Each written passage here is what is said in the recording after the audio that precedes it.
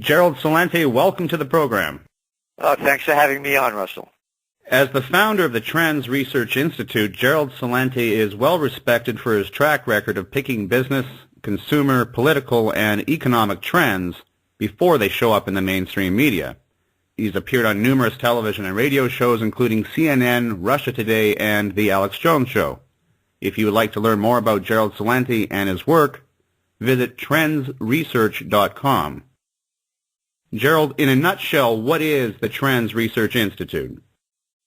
Well, we've been around since 1980. We have a publication, the Trends Journal. We do trends in the news each weekday night, a broadcast. And we have conferences here over in Colonial Kingston, New York as well, teaching people how to forecast trends. I'm the author of a number of books, Trend Tracking, Trends 2000. And what we do is we look at the current events forming future trends. And we're political atheists. We look at information the way it is, not the way we want it to be. We have no agenda other than finding out the facts and seeking the truth of information. But unlike so many other organizations that take one-dimensional views towards certain issues, for example, economists, they look at the economy inside out, upside down, sideways, and backwards. But how much are they looking at politics? How much they look at social change, environmental change, and on and on and on. So we look at over 300 different trend categories and make connections between them. And as I said, we've been forecasting trends since 1980. Our track record stands on its own. And we also have, the publication, the Trends Journal, which we've been publishing since 1991. What have you learned in the 35 years since the Trends Institute has been in publication? That you can never stop learning. And that I look at my forecast and my work in the early years and compare it to now. I mean, there's no comparison.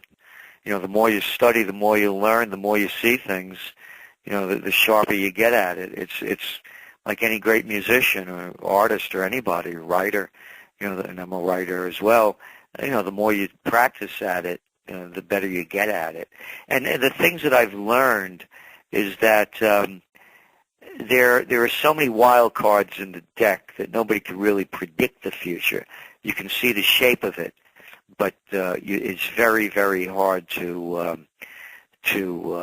pinpoint when an event's going to happen because of those so many wild cards that are in the deck. And the scheme's undreamed of. For example, who would have ever dreamt that they would come out with a scam called quantitative easing and dump trillions of dollars into a system? This wasn't done before. Who would have ever heard of negative interest rates?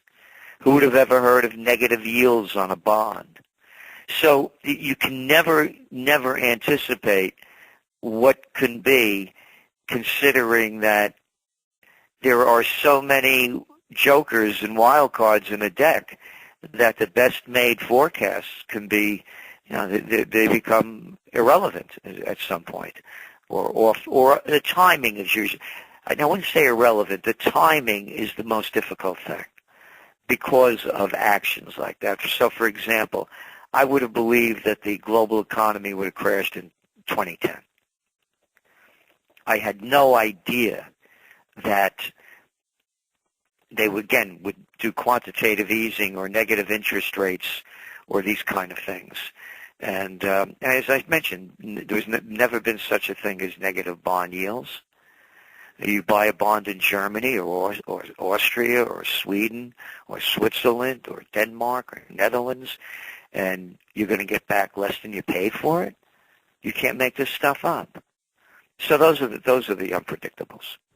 And the rules of today aren't necessarily the rules of tomorrow. No. Again, this isn't, people complain about what's going on, failure of capitalism, when you see the economic problems that are going on. It's not capitalism. It's bankism. In capitalism, there's no such thing as too big to fail. It does not exist. Bailing out the banks, all this quantitative easing by central banks, buying government bonds and mortgage-backed securities, it's not capitalism. So, it changes. What used to be isn't anymore. Gerald, there's a saying that once you spot a trend, it's over. how are you able to spot trends accurately, and would you say that you are in fact accurate? Oh, yeah, well, again, our track record stands by itself. Go to our website, trendsresearch.com. We post them there. We have a magazine. Yeah, you don't get it right all the time. Nobody does. We're human. But as I said, we'll put our track record up against anybody's, and it won't come close. From whether we coined the term clean food back in 1993 when people weren't talking about these things, the growth of bottled water trends back in the early 80s. So they're all there. And again, like bottom of gold at $250 an ounce. And again, you miss some, but we get most of them. Do you consider other well-known trend models such as the Benner cycle or the Fibonacci sequence? Not at all. No? No. Current events form future trends. We look at as we're speaking now, for example.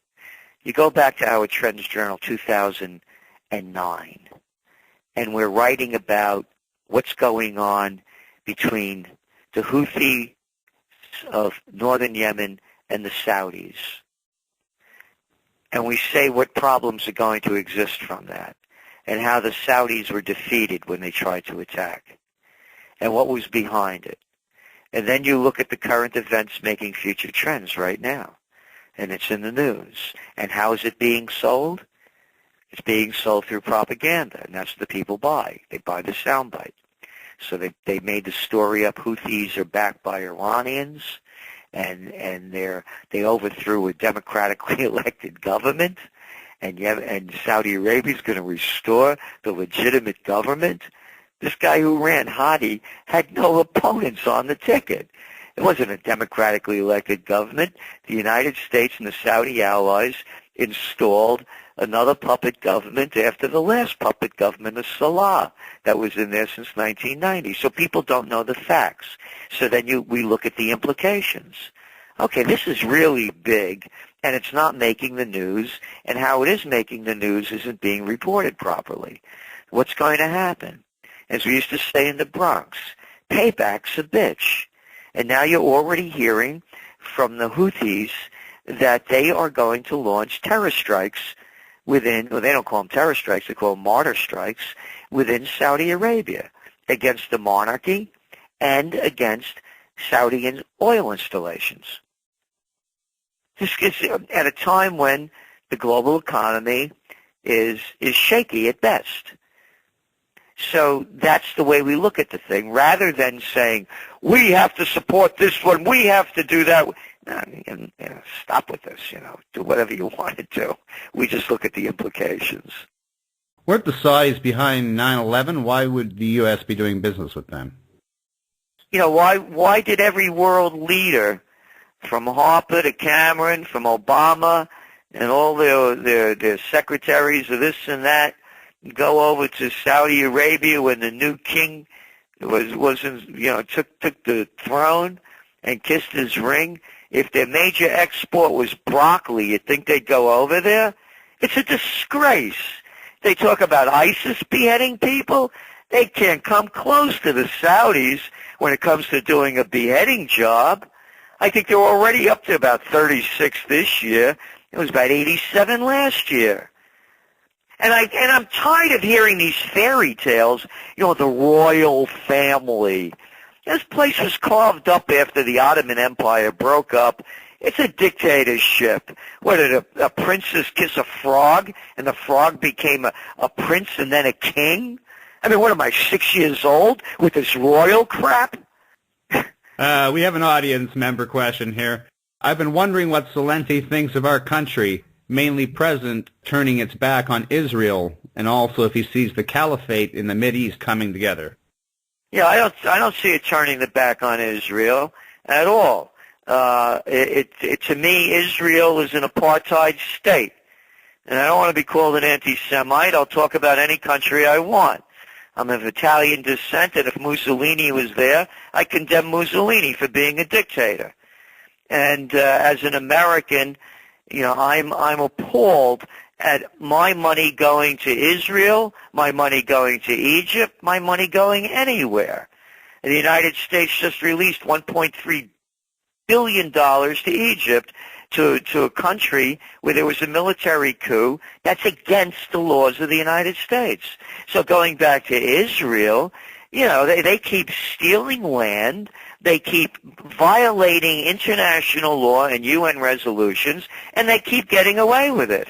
They started the war in Gaza, in which they killed over 2,100 people, mostly civilians, because 3 young men were killed in the West Bank, in occupied territory. So why did they bomb Gaza, destroy some 80,000 homes, and kill all these people? So I'm not one of these ones that say, I support Israel forever. I support morality, and I don't care what country wears it and what country doesn't. So again, to me, the other label of anti-Semitism going after people when they discuss this, it's just a cheap shot. Because every one of the Israeli leaders, by the way, beginning with first one, Ben-Gurion, to Golda Meir, all the way through to Netanyahu, they're all Ashkenazi. They're all Khazars. They're not Semites. Semites are Palestinians. And number 2, Israel's a country, it's not a religion. So to me, the president didn't turn his back on Netanyahu. We're still giving him the money, and they keep still stealing Palestinian land. So that he's just ignoring the situation and not playing up to it. But Israel is doing what they want and continues to do so. You recently said gold should be at $2,000 an ounce. So that was with Kitco. Why isn't it? Well, again, the whys. You could go back and you could go and do any search that you want, and you could come hear people like Ed Yardeni from Yardeni, forecasting in the financial end, saying that the markets are rigged. We saw that the LIBOR rate, it's rigged. It's not a conspiracy theory. It's rigged. It was rigged. All of the interest rates were rigged. We know that the Forex, the commodities, the currency trading of $5.3 trillion a day was rigged. And then all they do is get a fine. Nobody ever goes to jail because they're too big to jail. It's justice, just us. We're the little people. We have to live by the letter of the law, but they get a free ride. The same thing with going on with gold. You read Dr. Paul Craig Roberts, paulcraigroberts.org, former Assistant Treasury Secretary under Ronald Reagan, one after another. Pam Martins, one after another. You're looking at physical demand of gold hitting new time highs. You're looking at a new Goldman Sachs report that's saying that there's not going to be physical gold coming out of the ground in 20 years. And gold prices are still hovering around $1,200 at a time when the world debt is now over $200 trillion. And again, I mentioned earlier, why would I want to buy a German bond that I have to, in 5 years, cash in, guaranteed I'll get less money? So to me, do I think gold is going to be higher in 5 years than it is today? So why isn't it at 2,000? As I said, I believe, and I'm one of the people, by the way, when Gold Bull Run was happening, where I always put about a $2,000 limit on it. I didn't see it going much higher. But even accounting for inflation, gold, when it hit its high back in the 1980s, it should be around 2,700. So I believe gold is going to go over 2,000. And I'm in gold for my golden years. I'm not a speculator. My first buy, by the way, was in 1978 at $187.50 an ounce. Do you still have that gold? Yep. A few years ago, I encouraged a friend of mine to invest in silver at $45 an ounce. We're no longer friends now because the silver market just bottomed out. How safe am I really in buying precious metals? Again, I've always claimed very openly that silver, I don't have the knowledge of buying silver as I do of gold. And I was never a big, trend forecaster in the points of silver. And I would say less than 80% of my precious metals are in silver. And I bought high too, by the way. I bought like around the high 30s when I did buy it. So silver to me doesn't have it has the allure of gold to some extent, but it's used a lot in manufacturing. And when you have a slowdown in manufacturing, as we're seeing with the numbers coming out just today out of the United States, the manufacturing index is very, very discouraging. You're seeing that silver has a bigger downside than gold, and again, I believe so because of the industrial use of it. China is currently accumulating huge quantities of gold, while the U.S., Canada, the U.K., they can't seem to get rid of their reserves fast enough. Why is the West set on getting rid of their gold while China does the opposite? It's a different culture, and they've been around for quite a while, as I understand it, and they look at things very differently. And by the way, you're seeing even last year. Overall, according to the World Gold Council, central banks are buying, and I think they're going to continue to buy. And, as an American, I'm outraged that we the people are not allowed to see what gold is in Fort Knox. I mean, how come we can't see it? Why can't they show it to us?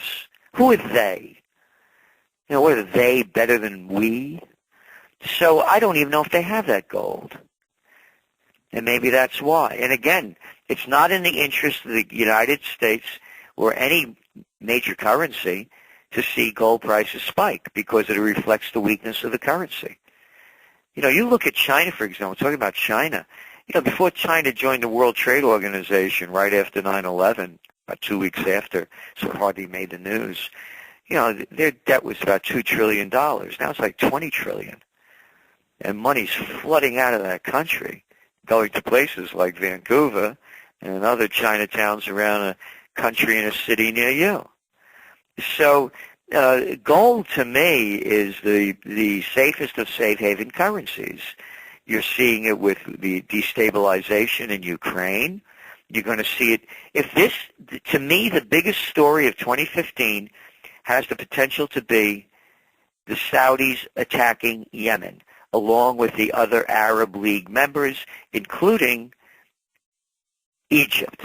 And there was a thing called the Egyptian Vietnam back in the 1960s. Egypt attacked Yemen, and they lost 26,000 men. They went in with 70,000. They retreated having gained nothing. These are tribal warfare has been going on for centuries. And if they attack the Saudi monarchy or the Saudi oil installations to a major effect, you're going to see a shake in the global economy that could destabilize it at a time when things are so unstable now. You look at the U.S. markets. One day they're up 250 points. The next day they're down 220. One day they're down 220. The next day they're down 150. You look at oil price swings. Down 4%, up 3%. I've never seen volatility as I've seen this year as 2015 has begun. I'm making that point because in these volatile markets, when there's a shock, a panic to the market, that's the time it could become unhinged. It's not a stable market. So if a heavy hit knocks it at some point, it comes down. How do you see various parts of the world progressing, like Europe, North America, Latin America, Asia, Africa? Do you believe there's going to be a shift in the world superpowers? Or are the things the way they are now going to stay the same? The United States is losing more and more on the financial side. You can see it with the population where we have the gap between the rich and the poor. That's the widest of any of the industrialized nations. Median household income is below 1999 levels. It's a decline. It's a global decline. The places that are going to grow the most, I believe, are going to be Asia in that area, just as the Chinese started the Asian Infrastructure Investment Bank. They already have 46 members. They're going to have probably within a year $100 billion in assets to put out there, compared to the World Bank at about $75 billion. And it's important as well because when you even think of the name, infrastructure investment, the Chinese invest about 8.5% of their GDP, annual GDP, in infrastructure investment. The United States, during the same period in 10 years, put in 0.065%.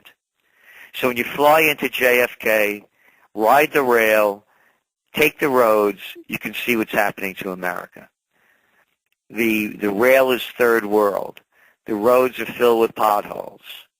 The airports don't compare to anything overseas and in the newer emerging and advancing countries.